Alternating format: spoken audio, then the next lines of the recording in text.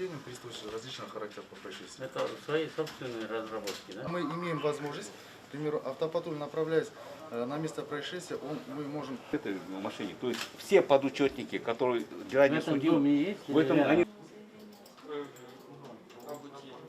Оперативного управления города Нур-Султан выведено 25 тысяч камер, которые у нас на линии дорожных участков административных зданий Куркем-Телеком. Вот это наш патрульный полицейский.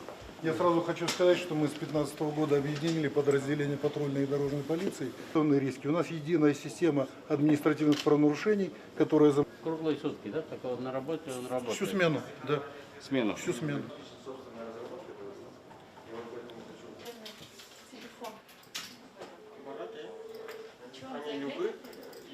Это начиная с объектов уязвимых в террористическом отношении и кончая частными всякими там... Следственное действие у нас завершено, расследование уголовного дела осуществляется в электронном. Какие плюсы? Естественно, это вопросы отсутствия прозрачности, отсутствия